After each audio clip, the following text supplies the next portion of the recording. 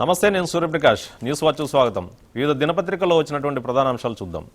ఈనాడు ఓటెత్తిన చైతన్యం, 73% పైగా పోలింగ్. 2009తో పోలిస్తే స్వల్పంగా పెరుగుదల. ఓటు హక్కు వినియోగించుకున్న 2.1 కోట్ల మంది.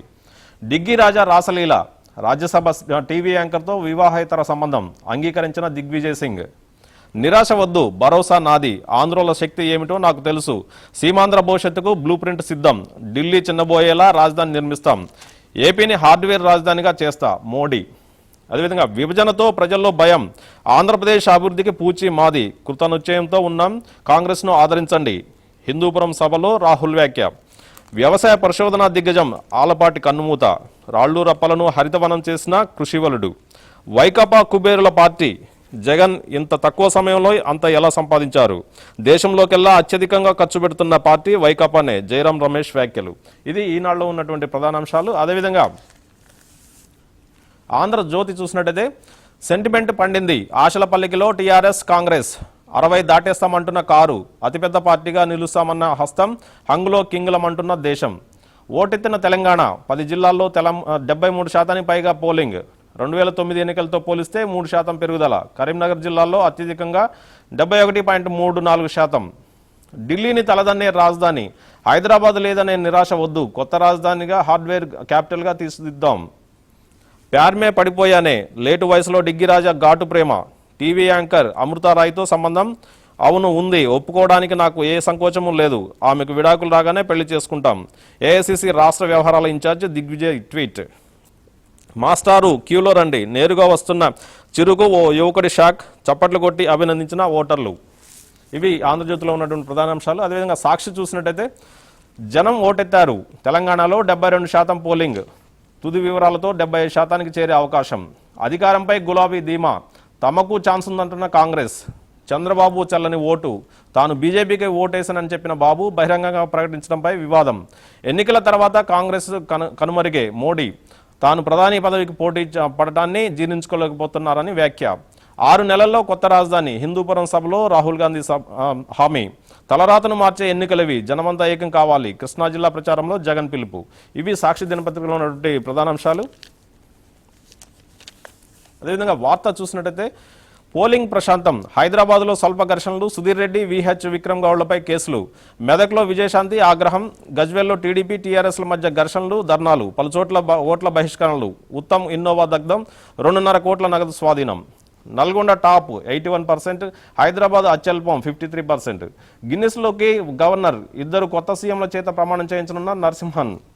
స్వర్ణాంధ్ర చేస్తాం, ఎన్డీఏను ఆశీర్వదిస్తే సీమాంధ్రలో సమగ్ర అభివృద్ధి, తిరుపతి సభలో మోడీ. హైదరాబాద్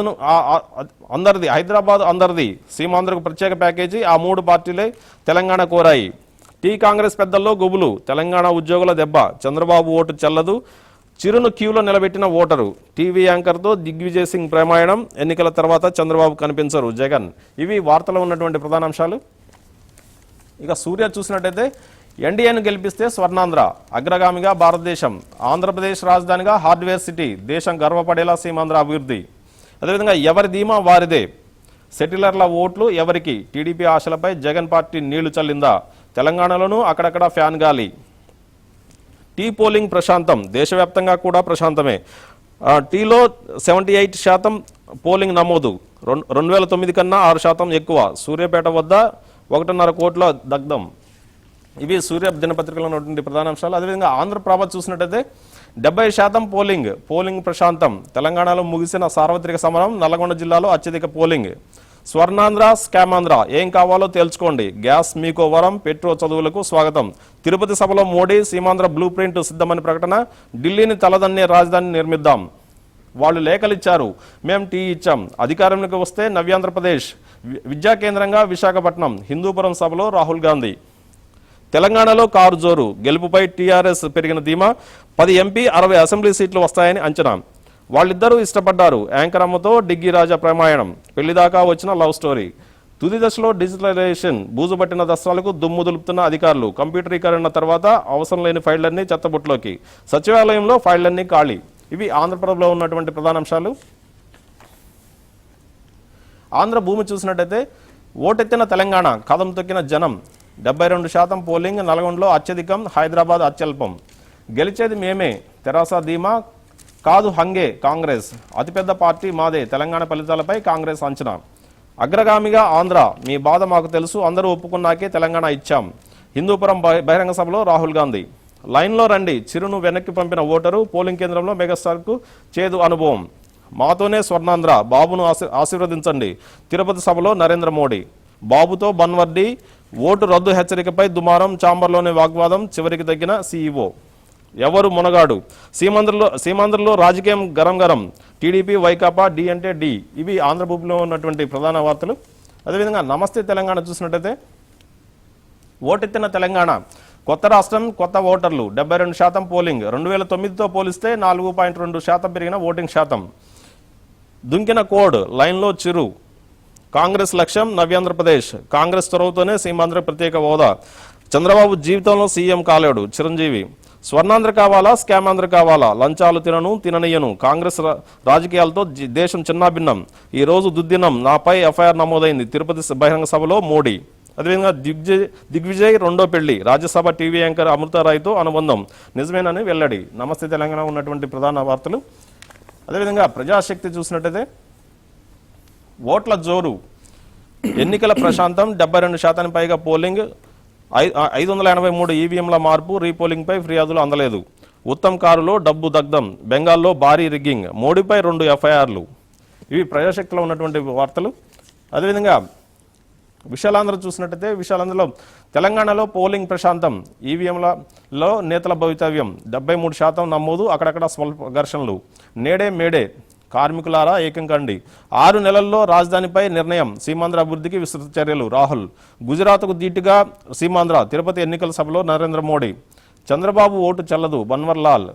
మోడీపై ఎఫ్ఐఆర్, గుజరాత్ అధికారులకు ఈసీ ఆదేశం. ఇన్నర్ మణిపూర్లో కాంగ్రెస్ రిగ్గింగ్, అభ్యర్థిని అనర్హుడిగా ప్రకటించాలని సిపిఐ డిమాండ్, ఎన్నికల సంఘానికి వినతిపత్రం. మానవాళికి పెనుముప్పు. అదేవిధంగా తెలంగాణ ఓటింగ్లో నిశ్శబ్ద విప్లవం. ఇవి విశాలాంధ్రలో ఉన్నటువంటి ప్రధాన వార్తలు. అదేవిధంగా ద హిందూ పత్రిక చూసినట్టయితే, Modi self spells trouble. Modi తన కమలం గుర్తును ప్రదర్శించడాన్ని ప్రధాన వార్తగా ఇచ్చింది. అదేవిధంగా Telangana witness high vote turnout, ఎక్కువ తెలంగాణలో ఉన్నటువంటి అత్యధిక ఓటర్లు నమోదు అనేది ప్రధాన వార్తగా ఇచ్చింది. అదేవిధంగా 2.5 crores cash hidden vehicle cash fire. Innova కారులో 2.5 కోట్ల డబ్బు దహనమైనటువంటి వార్తను కూడా ద హిందూ పత్రిక ప్రధానంగా ఇచ్చింది. అదేవిధంగా డెక్కన్ క్రానికల్ చూసినట్టయితే, it's a T party in historic day. అదేవిధంగా చారిత్రాత్మకమైనటువంటి తెలంగాణలో ఈ ఓటింగ్ అనేది, పోలింగ్ అనేది చారిత్రక డే అని చెప్పేసి ప్రధానంగా ఐటమ్ ఇవ్వడం జరిగింది. అదేవిధంగా Chiru jumps queue, forces to fall in line. అంటే చిరుని లైన్లో రావాలని చెప్పేసి ఒక సామాన్య ఓటరు కోరినటువంటి వార్తను కూడా ప్రధాన అంశంగా ఇవ్వడం జరిగింది. ఇవి దినపత్రికలో ఉన్నటువంటి వార్తలు. అయితే ఈరోజు వచ్చినటువంటి వార్తలపైన విశ్లేషించడానికి మనతో పాటు ప్రముఖ జర్నలిస్ట్ నడింపల్లి సీతారామరాజు ఉన్నారు. నమస్తే అండి. ఈరోజు నిన్న తెలంగాణలో పోలింగ్ చూసాం. పోలింగ్ సరళి ఎలా ఉందంటారు? బాగుందండి. పోలింగ్ సరళి ఎంకరేజింగ్గా ఉంది. గతంలో కంపారిటివ్గా చూస్తే ఇప్పుడు చాలా బెటర్ రిజల్ట్ వచ్చేలా ఉంది. అంచేతను విచిత్రం ఏంటంటే, జిల్లాల్లో బాగా వచ్చింది. చదువుకున్నటువంటి వాళ్ళు ఉన్నది, హైటెక్ సిటీగా పేరు పొందినటువంటిది, ఇండియాలో ఫాస్టెస్ట్ గ్రోత్ సిటీగా పేరు, మెగా సిటీగా ఉన్నటువంటి హైదరాబాద్లో నిర్లిప్తత, ఓటర్స్ హైటెక్, ఇక్కడ ఎక్కువ మంది ఎడ్యుకేటెడ్ ఉన్నారు, చదువుకున్నటువంటి వాళ్ళు ఉన్నారు, ప్రపంచం నుంచి వచ్చినటువంటి వాళ్ళందరూ కూడా ఇక్కడే ఉన్నారు, భారతదేశంలో ఉన్నటువంటి యంగ్ పీపుల్ అంతా కూడా ఇక్కడే ఉన్నారు. కానీ వాళ్ళు మాత్రం ఇళ్ళు విడిచిపెట్టి రాలేదు. వాళ్ళు రూములకే పరిమితం అయిపోయారు, ఇళ్లకే పరిమితం అయిపోయారు. కానీ ఆదిలాబాద్ అటు బ్యాక్వర్డ్ ఏరియాస్లో కానీ, నల్గొండ జిల్లాలో కానీ, ఇతరత్ర కానీ పర్సంటేజ్ చాలా ర్యాపిడ్గా పెరిగింది. అది రాబోయే రిజల్ట్స్కి అది సంకేతం. అది అవేకనింగ్ పెరిగింది, వాళ్ళు ఓటేయాలంటే కాంక్ష పెరిగింది. ఆఫీసర్స్ బాగా పనిచేశారు, ఎలక్షన్ కమిషన్ సంబంధించినటువంటి కానీ, జిల్లా కలెక్టర్స్ కానీ. అందులో మనం మెచ్చుకోవాల్సినటువంటిది మెదక్ జిల్లా కలెక్టర్. ఆవిడ అవార్డ్స్ కూడా, ప్రజెంటేషన్స్ కూడా ఇస్తానని కూడా విలేజెస్ ఎంకరేజ్ చేసింది. అంచేతను ఏవైతే సబర్వాలా ఉన్నారో ఆవిడ మనం అభినందించాలి. అటువంటి ఆఫీసర్స్ మనకు కావాలి వేళ. అంచేతను ఉన్నటువంటి వాళ్ళు రాలేనటువంటి ఇప్పుడైనా దీని యొక్క పరిణామం ఏదైతే ఉన్నదో ఆంధ్రప్రదేశ్లో సీమాంధ్రప్రదేశ్లో అక్కడ రిజల్ట్ ఈ విధమైనటువంటి ఎంకరేజ్మెంట్ ఈ విధమైనటువంటి ఓటింగ్ ప్యాటర్న్ ఉంటుందని ఆశిస్తున్నాం. అటువంటి రావాలి. ఎంచేతంటే వచ్చినప్పుడే చైతన్యం వచ్చినప్పుడే వాళ్ళకి సంబంధించినటువంటి అభ్యర్థులు మంచి వాళ్ళు ఎలక్ట్ అవ్వడానికి ఉంది, మంచి పార్టీలు అధికారంలోకి రావడానికి అవకాశం ఉంది, మంచి ప్లానింగ్ మేనిఫెస్టో ఉన్నటువంటి వాళ్ళు రాష్ట్ర అభివృద్ధి కోసం ప్రజల అభివృద్ధి కోసం కృషి చేసినటువంటి వాళ్ళు రావడానికి ఈ సంకేతం ఉపయోగపడుతుంది. అంటే మొత్తం తెలంగాణ 10 జిల్లాలు చూసినట్టయితే ముఖ్యంగా మిగతా జిల్లాల కన్నా హైదరాబాద్లో చాలా తక్కువ శాతం నమోదైంది. అంటే దానికి కారణాలు ఏమంటారు అసలు? ఇదేనండి ఎందుకంటే చాలా బాధాకరమైన విషయం అది. వాళ్ళు ఓటు అన్ని ఇక్కడ ఉన్నటువంటి వాళ్ళు రూరల్ ఏరియాస్లో ఉన్నటువంటి మాసెస్ తోటి కానీ అగ్రికల్చర్ లేబరర్స్ కానీ ఫార్మర్స్ కానీ చిన్న ప్రజల కన్నా ఎక్కువ గవర్నమెంట్కి సంబంధించినటువంటి ప్లానింగ్ కానీ గవర్నమెంట్ స్పెండ్ చేస్తున్నటువంటి మనీ కానీ వేలాది కోట్ల రూపాయలు వీళ్ళకి ఉపయోగపడుతుంది. ఇక్కడ రోడ్లు కానీ ఇతర సౌకర్యాలు కానీ కరెంటు ఇవ్వటం విషయంలో కానీ గ్రామాల్లో 10 గంటలు 12 గంటలు కట్ చేస్తున్నారండి.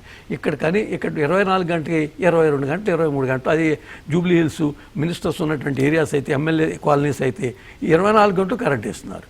మీరు అన్ని సదుపాయాలు పొందుతున్నారు. ఇక్కడ వాళ్ళ డబ్బుతోటి మీరు అనుభవిస్తున్నారు. మీరు ఇళ్లలో కూర్చుని బిర్యానీలు తింటా ఇళ్లలో కూర్చుని టీవీ ఛానల్స్ చూస్తూ కూర్చుంటే వాళ్ళ యొక్క సఫరింగ్ వాళ్ళకి బెనిఫిట్స్ మీకు ఉన్నటువంటి అభిప్రాయం ప్రజల్లో ఉంది. అంచేతను ఈ విధమైనటువంటి విధానం మారితే తప్పనిసరిగా ఒక ఎవేగనింగ్ వస్తుంది. అది మీరు ఆదర్శంగా ఉండాల్సింది మీరే ఇటువంటి తిరోగమన దిశలో ఉండటం చాలా బాధాకరం, చాలా సిగ్గుపడాల్సినటువంటి విషయం. అంటే హైదరాబాద్ చూసినట్టయితే ఓటర్ స్లిప్ చాలా మందికి అందలేదని చెప్పేసి ఒక ప్రధాన కంప్లైంట్ ఉంది. దానివల్లనే ఓటర్ శాతం తగ్గిందని భావించవచ్చు అంటారా? వాస్తవం కాదండి. అది వాళ్ళు ముందు నుంచి ఎలక్షన్ కమిషన్ ఎన్నో డైరెక్షన్స్ ఇచ్చింది, ఎస్ఎంఎస్లు ఇచ్చింది, అందరినీ వాళ్ళకి ఎక్కడైతే బూత్ ఉందో ఏ ఏరియాలో ఉందో తెలుసుకోమని చెప్పింది. అది ఒకవేళ ఉన్న ఐడి కార్డు ఉన్నా లేకపోయినా మీరు వెళితే అక్కడ కానీ మీ ఓటు కానీ ఉంటే ఏదో చూపించినా మీకు ఆధారం ఏదో ఒకటి ఒక 10 ఆప్షన్స్ ఇచ్చారు, అన్నీ ఉపయోగించుకోమని చెప్పారు. మన కంపారిటివ్గా చూస్తే ఇదే కేరళ అయితే 85% పోల్ అవుతోంది. మొత్తం భారతదేశంలో బెంగాల్లో 85% దాటింది. అక్కడ ఎడ్యుకేటెడ్ ఉన్నారు. ఈస్టర్న్ స్టేట్స్ అయితే ఉన్నారు, ఈశాన్య రాష్ట్రాలు, త్రిపుర లాంటి చోట, మణిపూర్ లాంటి చోట 75-80% రిమోట్ ఏరియాస్లో మన బార్డర్స్లో ఉన్నటువంటి రాష్ట్రాలు పోలవుతుంది. హైదరాబాద్లో ఎంత తక్కువ ఎందుకు అవుతుంది అనేటువంటిది ఆ విద్యావంతులు ఉన్న అలసత్వం, బద్ధకం, వాళ్ళు సీరియస్గా తీసుకోకపోవటం ఈ డెమోక్రటిక్ సిస్టమ్ని. అంచేతను ఇప్పుడు నక్సలైట్కి వాళ్ళకి తేడా లేదు. నక్సలైట్ బహిష్కరించారు, ఇక్కడ హైదరాబాద్లో ఉన్నటువంటి ఏసీ రూముల్లో ఉన్నటువంటి వాళ్ళు బహిష్కరించారు. అక్కడికి నన్ను థియేటర్స్ అన్నీ మూసేస్తున్నారు, క్యాంటీన్స్ లేవు, కనీసం పేపర్ బాయ్స్ కూడా పేపర్ అమ్మనివ్వలేదు, బయట అమ్మనివ్వలేదు, ఫ్రూట్ మార్కెట్లో ఫ్రూట్స్ కూడా లేదు. అయినా ఎంత పకడ్బందీగా ఎలక్షన్ కమిషన్ చర్యలు తీసుకున్నా వాళ్ళు ఓటింగ్కి రాలేదంటే చాలా సిగ్గుపడాలి. ఇంకోటి చాలా మందికి గుర్తింపు కార్డులు ఉన్నప్పటికీ కూడా జాబితాలో పేరు లేకపోవడం వల్ల ఓట్లు లేకపోయామని చెప్పేసి వాళ్ళు బాధపడుతూ ఉన్నారు. దీని మీద ఉంటారు ఉంటుందండి. అది ఎక్కడైనా జరిగింది, ఈవెన్ ముంబైలో జరిగిందండి. ముంబైలో చాలా ఎక్కువ పర్సెంట్, మనకన్నా ఎక్కువ పర్సెంటేజ్ జరిగింది. చాలా పెద్ద రివోల్ట్ వచ్చింది. దానికి సెంట్రల్ ఎలక్షన్ కమిషన్ సంపత్ కూడా దాన్ని క్లారిఫై చేశారు. అంచేతను ఇటువంటి విషయాల్లో కొన్ని ఏదైతే ఉన్నదో ఆ సిస్టంలో కొంచెం చేంజ్ రావాలి, ఇంకా ర్యాపిడ్గా జరగాలి, ఎన్యూమరేషన్ జరగాలి. అటువంటి పద్ధతిని వచ్చి ఎలక్షన్ నుంచి అడాప్ట్ చేస్తే కొంత రిఫార్మింగ్ ఉంటుందండి. అంటే తెలంగాణలో జరిగినటువంటి పోలింగ్ అనంతరం అంటే వివిధ పార్టీలు ఎవరు అంచనాల్లో వాళ్ళు ఉన్నారు. అంటే తమకు మెజారిటీ వస్తుందని చెప్పేసి కాంగ్రెస్ పార్టీ అదేవిధంగా టీఆర్ఎస్ పార్టీలు చెప్తా ఉన్నాయి. అయితే ఈ రెండింటికి మెజారిటీ రాదు, అసలు రాష్ట్రంలో తెలంగాణలో హంగ్ వస్తుందని చెప్పేసి బీజేపీ టీడీపీ కూడా ఆశపడతా ఉంది. అసలు ఎనాలిసిస్ ఎలా ఉందంటారు పోలింగ్ తర్వాత? జనరల్గా మన ఆంధ్ర ఓటర్స్ ఎప్పుడు కూడా హంగ్ ఇవ్వలేదండి. ఎటో ఒకటి నాకు తెలిసినంత వరకు 1978 నుంచి నేను చూస్తున్నాను. అప్పటి నుంచి ఇప్పటి వరకు కూడా ఎవరో ఒకరు పార్టీకి మద్దతు ఇచ్చారు తప్ప ఇట్లా కొద్దిమందికి ఇవ్వటం సగం మందికి ఇవ్వటం అనేది చేయలేదు. కానీ ఈసారి కొంత కన్ఫ్యూజన్ ఉన్నది ఓటర్స్లో. ఎవరిని ఎన్నుకోవాలని డిసైడ్ చేసే విషయంలో వాళ్ళకి లాట్ ఆఫ్ కన్ఫ్యూజన్ వచ్చింది. అదే డబ్బు ప్రభావం చూపించి, మందు ప్రభావం చూపించింది. వీటి యొక్క ప్రభావం కూడా చాలా వరకు దాని మీద ఓటింగ్ సరళ మీద పడుతుంది, పార్టీల మీద పడుతుంది. అందువల్ల వాళ్ళు ఏ విధంగా ఇప్పుడు వచ్చేటువంటి ఎలక్షన్స్లో ఒక నిశ్చితాభిప్రాయం రాగలేక లాస్ట్ ఫైనల్ వరకు ఉన్న సైలెంట్ ఓటర్స్ ఉన్నారు. వాళ్ళు నిర్ణయాన్ని బట్టి డిసైడ్ అవుతుంది. హంగ రావడానికి అవకాశం లేదండి. ఒకవేళ వచ్చిన ఏదైతే ఇదివరకు ఉన్నటువంటి అలయన్స్ పార్టీస్ తోటి పెట్టుకోవడానికి అవకాశం ఉంటుంది. ఎప్పుడో 1956లో అది ఆ కమ్యూనిస్టు బలంగా ఉన్న రోజుల్లో ఇటువంటి పరిస్థితి వచ్చింది. మరలా ఇప్పటికి ఆ కాలం తర్వాత ఇప్పుడు వచ్చింది. ఎందుకంటే మన జనరల్గా మన ఇండియాలో ఓటింగ్ ప్యాటర్న్ పెరుగుతూ వస్తుంది. 2009లో 58% ఆఫ్ 0.2 ఉందండి. అదే బ్రెజిల్లో వాళ్ళకి 80% దాటింది మనతో పాటు ఎలక్షన్ జరిగినటువంటి అదే కాలంలో. అదేవిధంగా ఫ్రెంచ్లో ఇంచుమించుగా 81% వచ్చింది. ఈ డెమోక్రటిక్ సిస్టమ్ ఉన్నటువంటి దేశాల్లో చాలా ర్యాపిడ్గా పెరుగుతూ వచ్చింది. అంచేతను అమెరికాలో కూడా నిర్లిప్తత ఉంది. అంచేతను ఇది డెవలప్డ్ ఉన్నట్టు చోట ప్రజలు ఒక డెసిషన్ తీసుకునేటప్పుడు కొంచెం ఇటువంటివి వస్తాయి. అంచేతను ఈ విధానం నుంచి రావడానికి అవకాశం లేదు. ఇప్పుడు ఉన్నటువంటి పరిస్థితులను బట్టి, ఇప్పుడు ఇంతకుముందు వాతావరణాన్ని బట్టి,